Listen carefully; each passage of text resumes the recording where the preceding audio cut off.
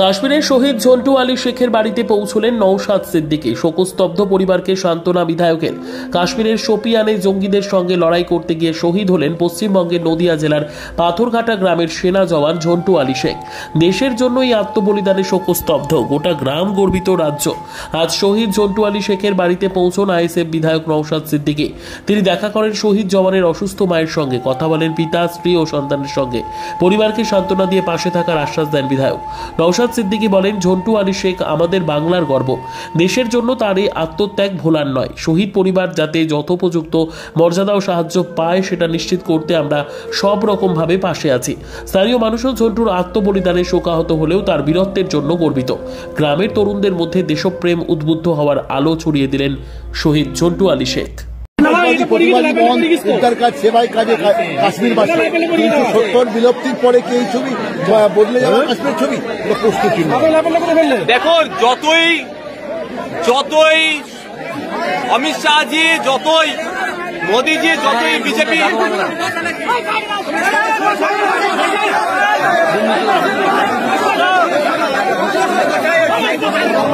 যতই এরা বলুক না কেন, 370 বিলোপের পরে নাকি কাশ্মীরে শান্তি ফিরেছে, নোটবন্দি পরে নাকি জঙ্গিদের কোমর ভেঙেছে।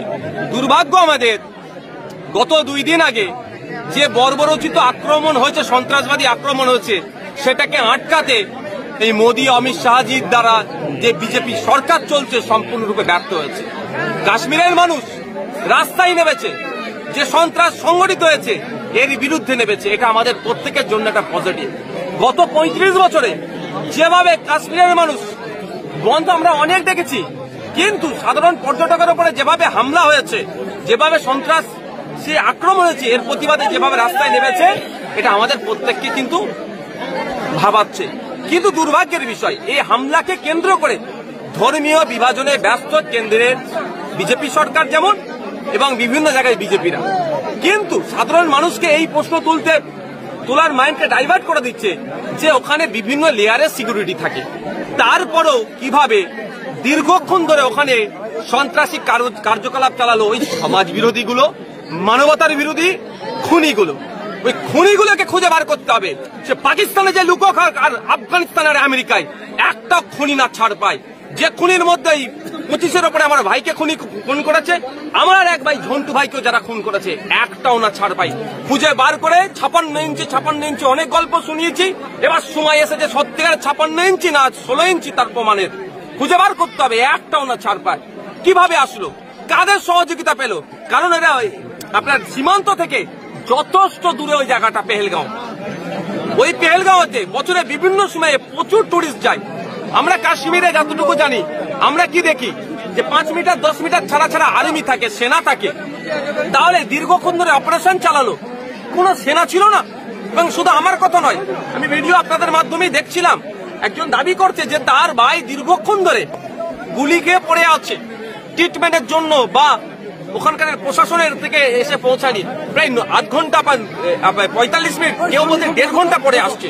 তাহলে ভাবতে পারা যাচ্ছে না, যেখানে 5 মিটার 10 মিটার ছাড়া ছাড়া সেন্ট্রাল ফোর্স থাকে, অত বড় একটা কাণ্ড ঘটিয়ে চলে গেল, অত মানুষকে শহীদ করে দিয়ে চলে গেল, খুন করে দিয়ে চলে গেল। তারপরেও কেন যথাসময়ে ফোর্স আসলো না, এই প্রশ্নটা থেকে যাচ্ছে। তাহলে কে আসতে দিল না ফোর্সকে? ফোর্স তো এই নিচে থেকে আসবে না এরকম ব্যাপার নয়, তাহলে আটকালো কে? এই তদন্তগুলো হওয়া দরকার। তবে তদন্ত কতটা হবে আমি সন্দেহ আছি। কারণ 2019 সালে আমরা দেখেছিলাম, যখন বিজেপি সরকার টলমল করছিল, বিজেপি সরকার ক্ষমতায় নাও আসতে পারে দ্বিতীয়বারের জন্য, তখন আমরা কি দেখলাম যে পুলওয়ামার অ্যাটাক হয়েছিল। পুলওয়ামার অ্যাটাকে শুনেছিলাম 350 কেজির কাছাকাছি নাকি RDX নিয়ে এসেছিল, এবং আমাদের দেশের 40টা সেনা শহীদ হয়েছিল। 6 বছর হয়ে গেল, এখনো পর্যন্ত আমরা জানতে পারলাম না ওই তদন্ত অগ্রগতি কোথায়, কতজন গ্রেফতার হয়েছে, কতজনের বিরুদ্ধে ব্যবস্থা হয়েছে, বা কারা কারা যুক্ত আছে, কোন দিক দিয়ে RDX আসলো, সেগুলো জানতে পারলাম না। তার মতো এটা হবে না, এটা আমি আশা করব। দাদা, পরিবার বলছে ধর্ম নয়, রাজনীতি, জঙ্গি যারা কার্যকলাপ চালিয়েছে যে দেশ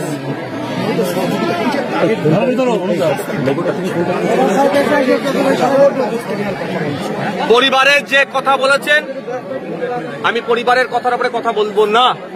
পরিবার তার জায়গায় দাঁড়িয়ে বলেছেন অবশ্যই সাথে আমি শুধু একটু অ্যাড করব।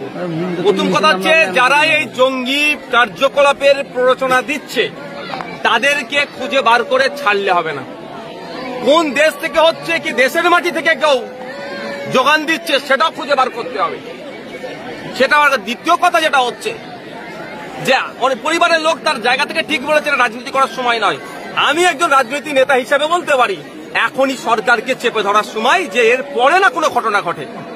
সরকার যদি এখন সজাগ হয়, প্রশাসনকে যদি সজাগ করে, পরবর্তীতে এরকম আর ঘটনা ঘটবে না।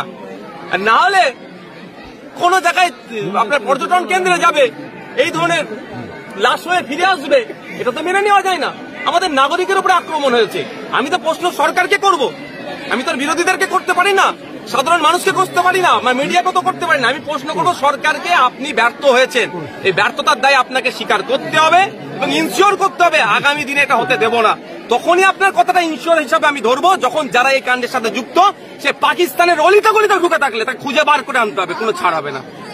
এই যে দলীয় বৈঠক হয়েছে কালকে, সরকারের এখনো পর্যন্ত যে সিদ্ধান্ত, আমি কি বলবো, আমিও সহমত। সরকার, আমি একটা আঞ্চলিক দলের একটা ছোট্ট এমএলএ, একজন সংযুক্ত মোর্চার একজন এমএলএ হিসাবে আমিও দাবি করব কেন্দ্র সরকার এখন অল আউটে যাক, জঙ্গি নিকাশের জন্য তিনি পদক্ষেপ গ্রহণ করুক, এটা চাইব। তবে আমি প্রথম দিন থেকে বলেছি এটা আমাদের কাছে একটা বড় চ্যালেঞ্জ। এই চ্যালেঞ্জটা পার করতে গেলে সকলকে একসাথে কাঁধে কাঁধে মিলাতে হবে।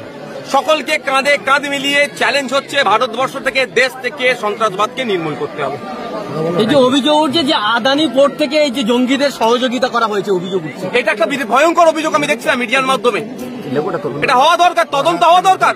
এগুলো তদন্ত সাপেক্ষ, যে কোথা থেকে আসলো, আর্থিক সহযোগিতা কে করলো। দেখুন, শুনছি AK-47 গ্রেনেড নিয়ে এবং সাথে সাথে গ্রেনেড এনেছিল 5টা AK-47 এই কটা শুনছি, সেটা মিডিয়ার মাধ্যমে জানতে পারছি।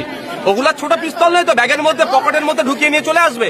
তাহলে AK-47টা তাহলে নিয়ে আসলো কোথা থেকে, কারা নিয়ে আসলো, নিয়ে আসার সহযোগিতা কে করলো, এগুলো তদন্ত সাপেক্ষ, তদন্ত হওয়া দরকার। আমিও চাই তদন্ত হয়ে সত্য আসুক, যে বা যারা যুক্ত একটাও না ছাড় পায়। এই যে পর্যটক 26 জন প্রায় নিহত হয়েছেন, তাদের ক্ষতিপূরণের ব্যাপারে সরকারের এখন, আমি এখানে একটা কথা বলবো, কেন্দ্র সরকার সম্পূর্ণরূপে ব্যর্থ হয়েছে।